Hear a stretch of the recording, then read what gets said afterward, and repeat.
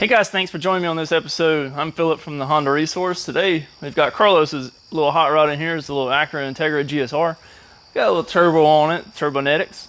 This car is suffering from some low compression. So we did a compression test on it previously and we got low compression on cylinder 4. So what we're going to do today is take the head off and I'll kind of walk you through that. He does have a skunk 2 intake manifold and it is turbo, so there may be some slight variations between your car and Carlos's.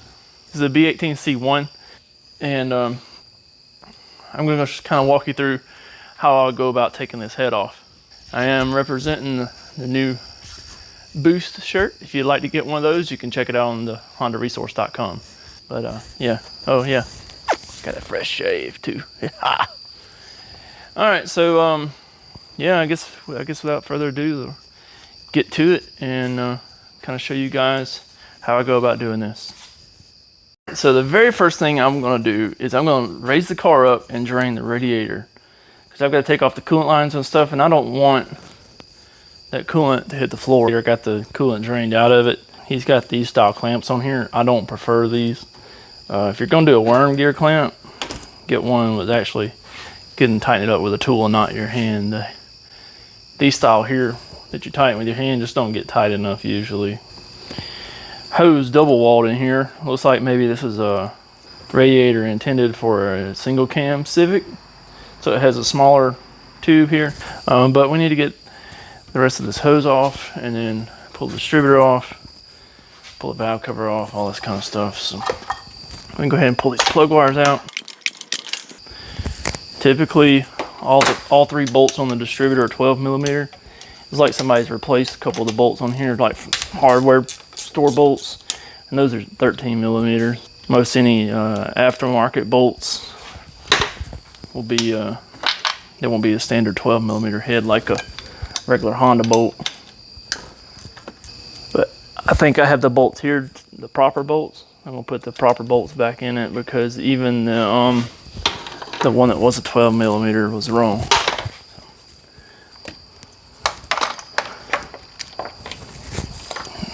Distributors off.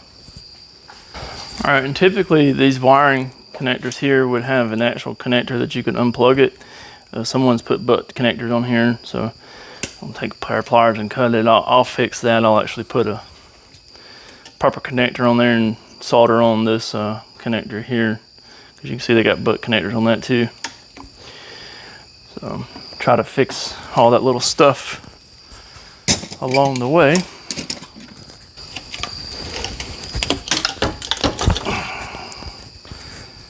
Radiator hose off of there. So I'm going to disconnect this hose. All right, now again, like most of these clamps are all going to be spring style clamps that you just kind of like this, where you just squeeze it with a pair of pliers and take it off. So anytime you have like a smaller worm gear clamp like this, I usually use like a 1/4 inch nut driver. Works pretty good. You could use a flathead too on most of them, but it's just so much easier to use a nut driver. Take this intake pipe here off. A cheap silicone connector there. I don't guess he's running a lot of boost on this, or it probably already blown that apart.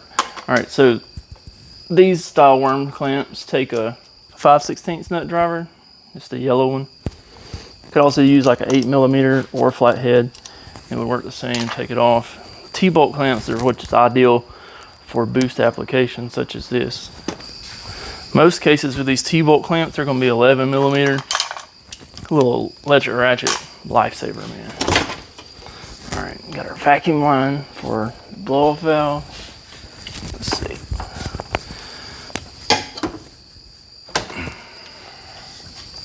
And they just had that vacuum line going to the back of the intake manifold, so get that off.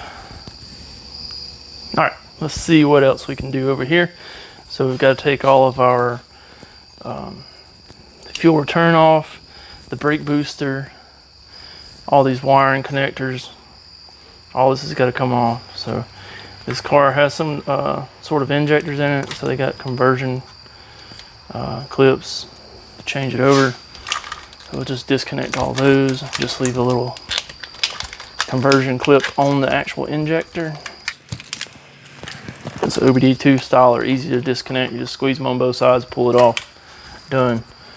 All right, now we got our air intake temperature sensor. I would recommend putting an adjustable fuel pressure regulator if you're going to be running boost, but that's here nor there. It has nothing to do with it having low compression. So it's booster line on.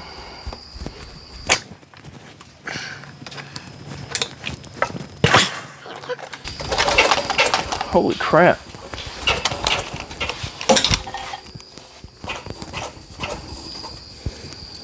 Post mount's about broke off of it. So I guess we'll be fixing that too. I just noticed when I was pulling that booster hose that the whole motor moved. And I was like, whoa. All right, some people I've seen, they take the intake manifold off of the head.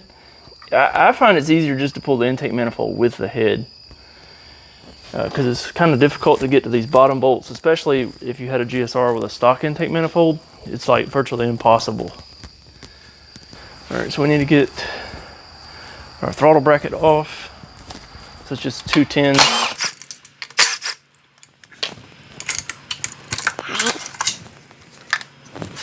Map, our TPS back here. All right, so then we gotta get like the fuel supply line off. That's like a 24, I believe, or 22. It's 22.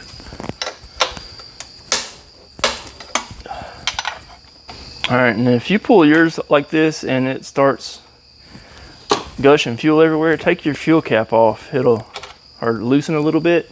And if you've ever gone to a gas station and you take the fuel cap off and it goes psh, if you do that, that's essentially what it's going to do, and it's going to release the vacuum on it to where it will quit coming out. Now with the turbo manifold, I'm probably just going to take it off the head and move it forward just to where to clear the head, not take the actual turbo kit off here. I know they don't have the heater hoses hooked up correctly because it's supposed to come off the back of the head. Let me show you. All right, so here it's supposed to kind of make like a C, go from here back into the thermostat housing. And you see they got this one going to the heater core, all right, and then this one going to the back of the block. So it should be this hose coming from the heater core to the back of the block, and then it should just make the loop here. So we'll get all that squared away too. I want to try to make this thing how it's supposed to be. Is obviously, I mean, even they got the fast idle valve as bypass, which that don't really hurt much here in the South because it's pretty warm all the time. But I'll take this apart and see if maybe it needed to be adjusted or what, and try to get that squared away. And it looks like they got some kind of plug here with the idle screw is supposed to be. Guess I don't have an idle screw in it anymore. Man, I don't know. So, like I said, there's lots of small things that we're going to have to work through on this.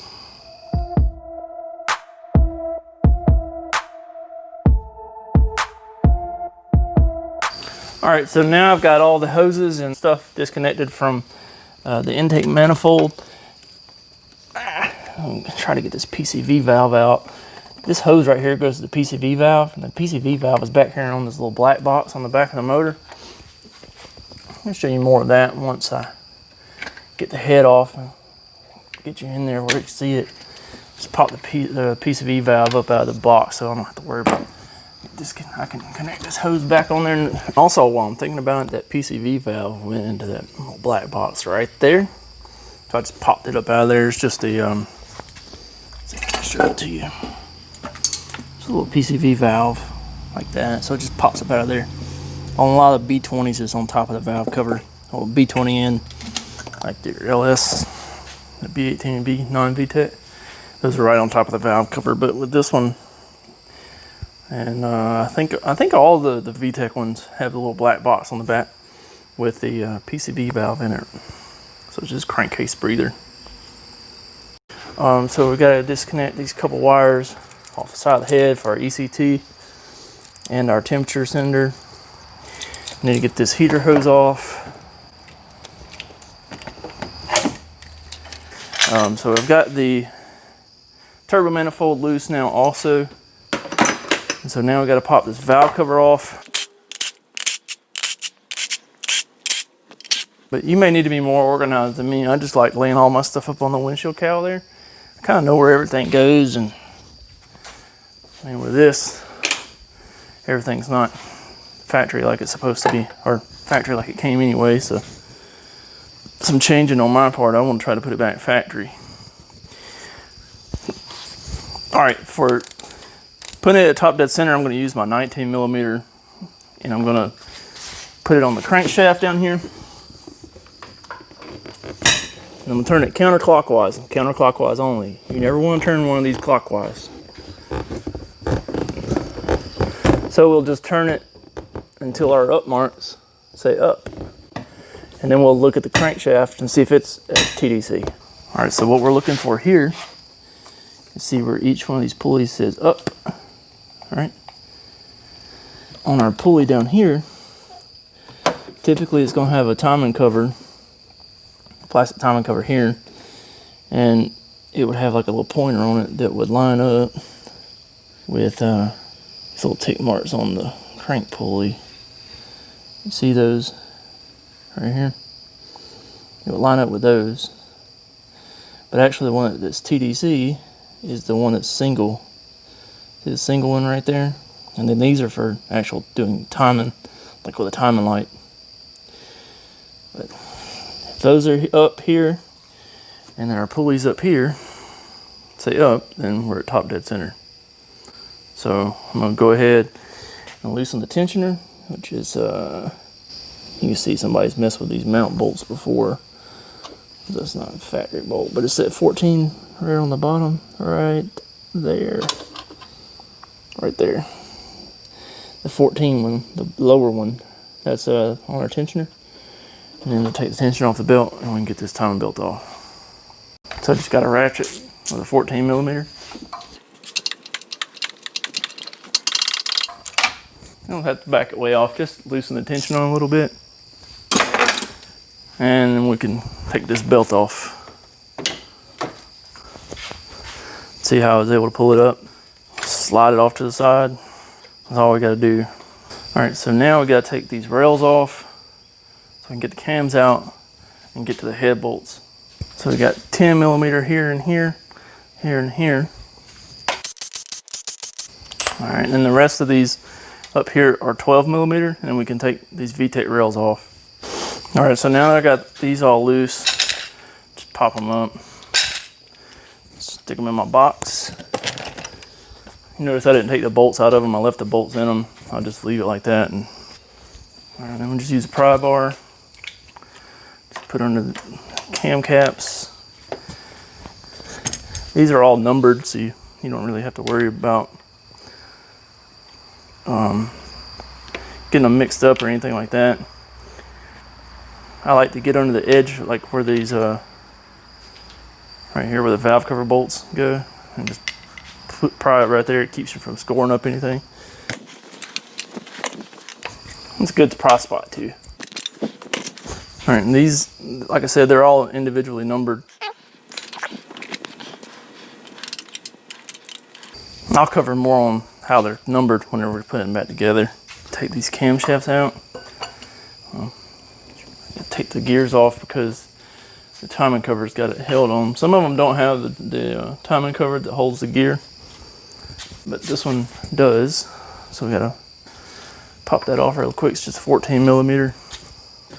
All right, so obviously taking these gears off would be easier with the belt still on it.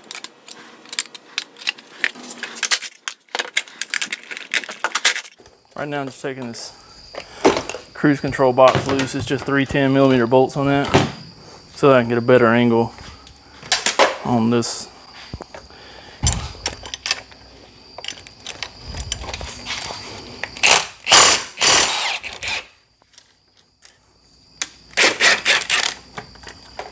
Sometimes it's all about the angle. All right, now these have a special little woodruff key, so make sure you don't lose that. It kind of goes in one way.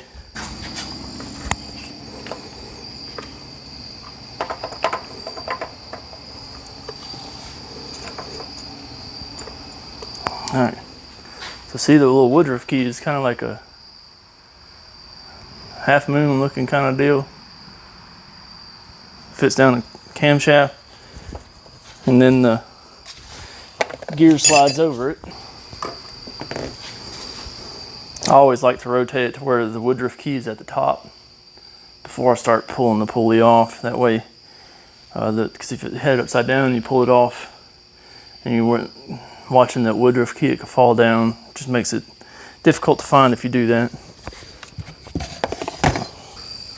All right, it's stock head bolts, so they're 14 millimeter. All right, so now I've got the head loose. Should be able to lift it right off. Shouldn't have anything else connected to it. So let's give it a go.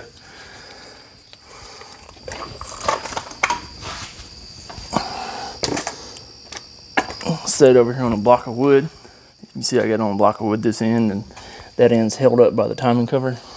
So I'll flip the head over and check the valves on this number 4 cylinder, and I'm probably going to go ahead and take this intake manifold off now because I can get to the bolts a little easier, and fill the cavities, like the exhaust port here, fill it with gasoline, and you should be able to see if it's coming out of the valve.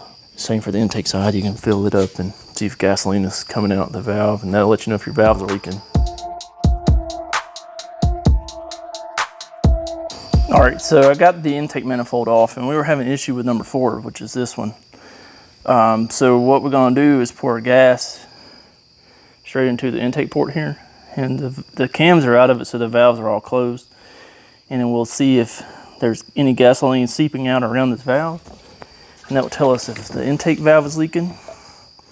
So just pour a little gas in here. Don't take a whole lot.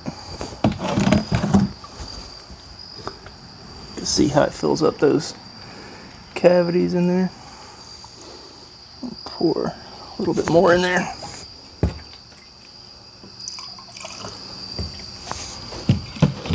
All right, so now you see how full it is there.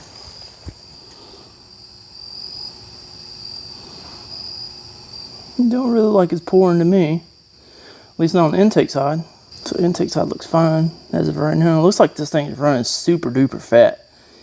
I mean, that thing is running bad rich. Which when I pulled it into the shop, it did have a lot of smoke, a lot of fuel smoke.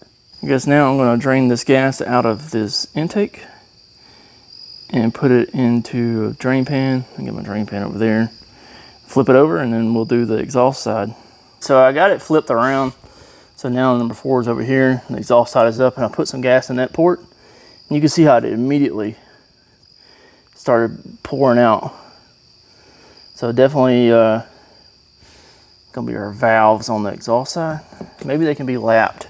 Let's try these other ports too and just see how they're faring.